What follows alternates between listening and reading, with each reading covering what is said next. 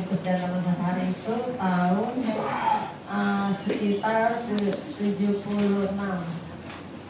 Dan saya keluar dari sana sekitar tahun itu tahun 97 sejak kasusnya Vivi melapor ke Komnas HAM. Yeah.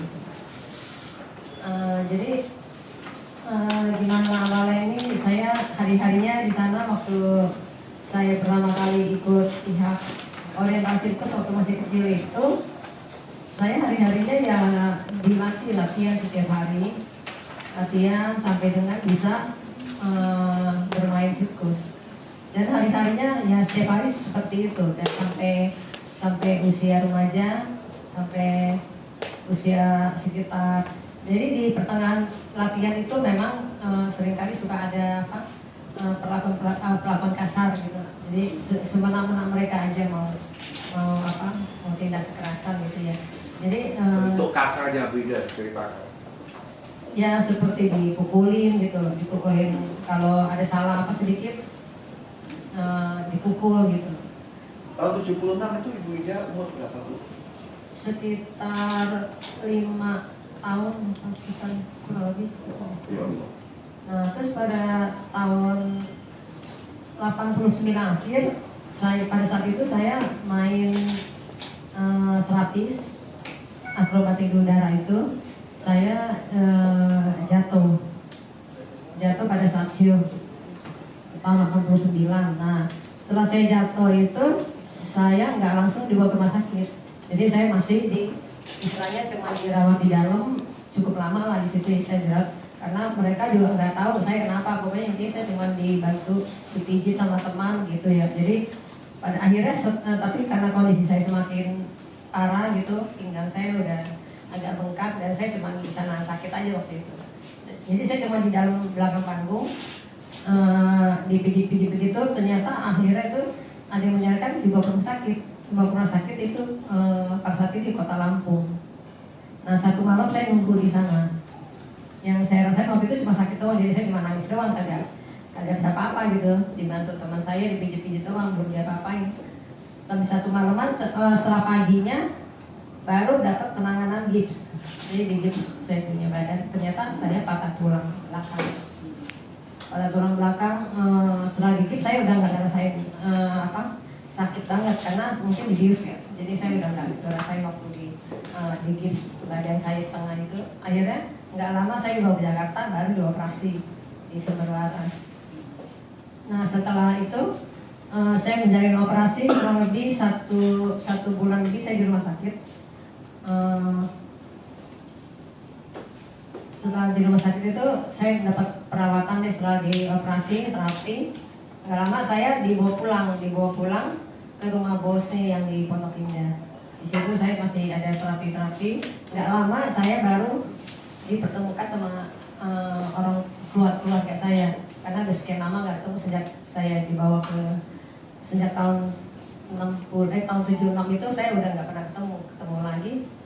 Tahun sekitar 90-an sekitar 90-an itu baru ditawarin, ada keluarga ingin ketemu katanya gitu. Iya, saya bilang saya mau gitu. Ya akhirnya kita diizinin ketemu, yang sebelumnya nggak pernah dikasih ketemu, nggak pernah dikasih tahu ini ada mama atau apa gitu. Soalnya dikit terkait dengan tadi pertemuan ini. Audiensi dengan harapannya gimana Pak Soleh? Karena sebelumnya kan sudah ke Kemen PPA ya, sekarang ke Menteri HAM, gimana? Harapan kita supaya ada sinergi lintas sektoral dari Kemenham ini, Kementerian Hak Asasi Manusia, juga ada di Kementerian Pemberdayaan Perempuan.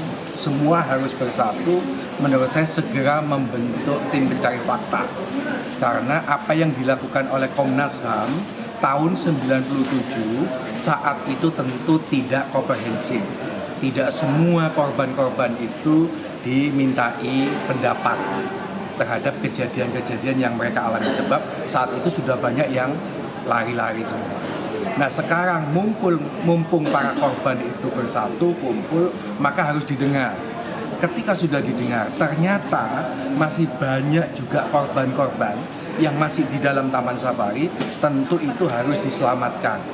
Satu, asal usul para korban ini kan harus diungkap. Mereka tentu punya orang tua, terlepas apakah sudah meninggal ataukah masih belum. Itu harus diungkap sejatinya yang diinginkan oleh mereka supaya asal usulnya jelas. Itu satu. Yang kedua, sampai hari ini yang namanya Taman Safari Indonesia, padahal ini sudah diviralkan, tidak terbersit pengakuan bersalah. Seakan-akan tidak ada pelanggaran HAM di situ, tidak ada perbudakan, tidak ada kekejaman yang sudah pernah dilakukan kepada mantan pemain sirkus. Sehingga menurut saya, maka keadilan tanpa hukuman tentu itu tidak mungkin. Mumpung yang namanya Fran masih hidup, Tony Sumampo masih hidup, maka harus dimintain pertanggungjawaban. Untuk apa? Sebagai pelajaran ke depan agar tidak ada orang-orang mengikuti praktek-praktek perbudakan. Yang terakhir menurut saya tidak kalah penting, selama mereka menjadi budak, tidak pernah menerima gaji, menerima kekejaman, kekerasan, maka harus ada ganti rugi kepada para korban. Dan ini yang belum pernah terpikirkan. Meskipun ada rekomendasi dari Komnas HAM tahun 97, tidak pernah yang namanya ada kompensasi atau ganti kerugian kepada para korban. Padahal hidup para mantan pemain sirkus mayoritas tidak berada, kondisi miskin semua. Bahkan kenapa? Karena nggak punya masa lalu, nggak punya warisan, nggak punya paman segala macamnya. Tapi kata tuh Bapak tuh tadi nih ada kemungkinan gimana? Jadi itu versi pengakuan para korban. Ada